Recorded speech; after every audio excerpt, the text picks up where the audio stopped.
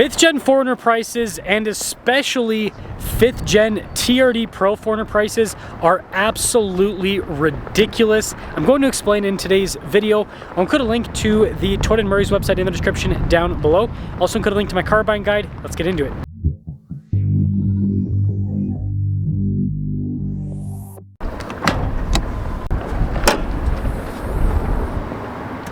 Powering the 5th gen 4Runner is a 4-liter V6 naturally aspirated that goes through a 5-speed automatic. It puts out 270 horsepower and then 278 pound-feet of torque. This engine is known for its smoothness as well as its reliability, and this is basically why people are spending stupid money on this car.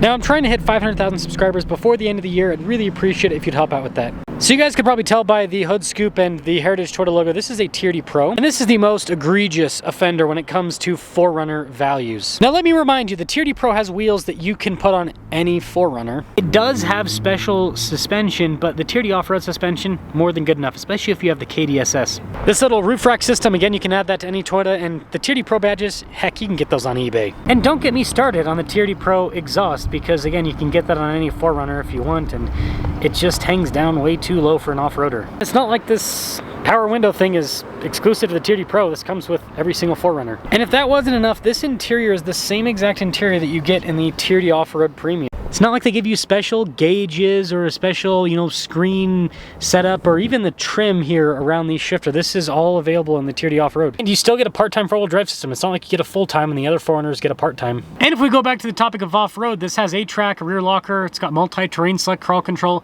but so does the TRD Off-Road. Now, most 5th gen 4Runners are trading for around original MSRP or even over, and these TRD Pros are going for way over. This car, brand new, was about a $55,000 MSRP, and I'm seeing these regularly go for over $60,000, some with really low mileage, or even getting up to $70,000 for a car that is not brand new and has, again, it's got a cool engine, but other than that, nothing special, especially compared to other 4Runners. So let's take this out and see if it drives like $60,000 to $70,000. I will say that 4.0, the sound, the startup, it's iconic. Definitely iconic. So I get it. This has a lot of, old school charm to it. I'm a 4Runner lover myself. And this last version, the 24, it had everything. It had the 360 camera system. It has the heated steering wheel. It's got a lot of features that the earlier versions of the 4Runner did not have, but it still has the analog feel to it. But I don't know if you guys can see the camera. Land Cruiser 250. For the price of a used 4Runner, you can get a Land Cruiser 250 with the mid trim. So not a premium, but a mid trim. Okay. So I know people will be like, oh, the new powertrain, and trust me, I am someone who's complained deeply about the 250 Land Cruiser. But a 5th gen 4Runner TRD Pro is not worth more than a 250 Land Cruiser. 200 series Land Cruiser. You can now pick up 200 series Land Cruisers with some mileage on them. And again, it's not like these 4Runners are low mileage. Like this one's got 11,000 miles on it. I saw a 4Runner the other day that was going for over, the asking price was over 60 grand, and the thing had like 60,000 miles on the odometer. So it's not like these are incredibly low mileage mint vehicles that are going for these crazy prices. It's vehicles with miles on them too. And it's not like if it's an older 4Runner, like if it's a several years old, they're still going for crazy money. The value just doesn't go down, which is great for people that bought them brand new. But for people buying them used, it's like nonsensical. So you could buy a 200 series, you could buy a Lexus GX 460, you could buy a new 250, you could buy a new 4Runner TRD off-road with a hybrid, and you'd still be less than one of these old TRD Pros. Now again, don't get me wrong, on the topic of the new ones, I know the powertrain is untested. I had zero issues with my Land Cruiser in terms of reliability. The issues I had with the car, I didn't like the build quality, I didn't like the clearance that it offered. I actually think I would have been much happier if I would have bought a new 4Runner rather than the new Land Cruiser, because the new 4Runner has slightly better angles, seems like it just has a little bit better clearance in general. I digress. So there's my points in terms of vehicles that you could buy that are now similarly priced to these 5th gen 4Runner TRD Pros. And objectively, I will say a 200 series is, I own one, a substantially better vehicle than this. It has a better track. It's got better, it's got the KDSS that you cannot get in a TRD Pro. So better suspension system. Yeah, it doesn't have a rear locking differential, but this generation, you don't need the rear lockers. The center locker with the MTS, more than enough. It's got a V8. It has cooled seats, a bigger interior. Like the 4Runner is about 190-ish inches. The Land Cruiser 200 series is about 194. And the 4Runner has fender flares. The Land Cruiser does not. The Land Cruiser has a much more spacious interior. So the point that I'm trying to make, the 200 series Land Cruiser is objectively a much better vehicle. But people value the Heritage Editions. The regular 3-row, they're valued, they're just not valued as highly. And so you could get one of those that's a few years old, perfect, right? Similar mileage to one of these used Tier D Pro 4Runners. And the money's, you're gonna have an older Land Cruiser year-wise, but the money's not gonna be too different. And you know, I do like I said, I do like the driving of this thing. I like the turn-in, you know, having the part-time four-wheel drive system means that when you're in two-wheel drive, this is nice with how this drives. It's really something.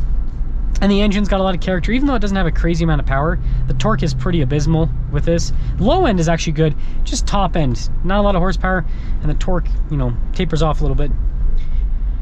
But I mean, just driving this thing, like, it drives like an old school truck, and I can get how this charming, but like, my problem is just the pricing of what people, like, people keep jumping in and buying these 5th gens, and so the prices keep going up.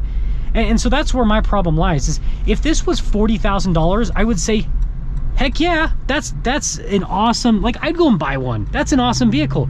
But at over $60,000, almost $70,000, there are so many other options from Toyota.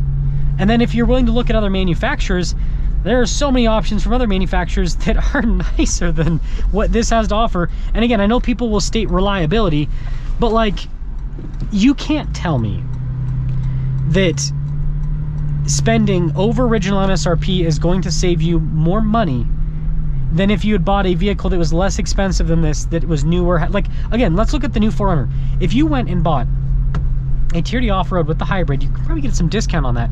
You'd be less money than one of these. Even if that breaks down, well, it's covered under warranty, so you're not paying for it out of pocket.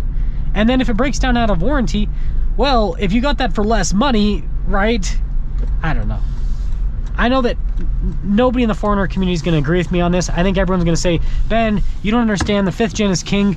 But at this point, I think the prices are so nonsensical with these 5th gens, especially the Tier D Pros, that it's not king anymore.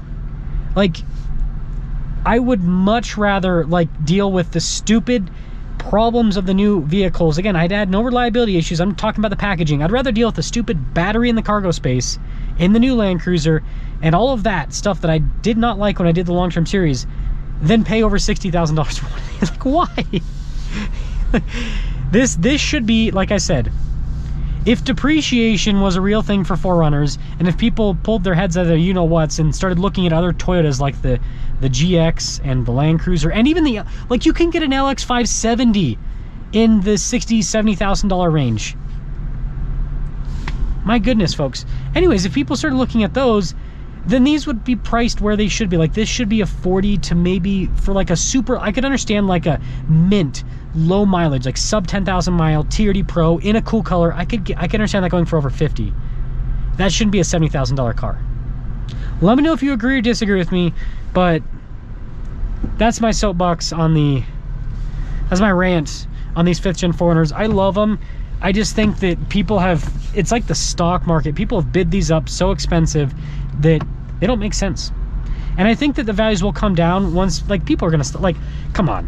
You can't, like, people are going to start going to Toyota dealers and going, like, you know what, I can get that brand new shiny 4Runner for less money than that old, like, that 5-year-old one. Come on.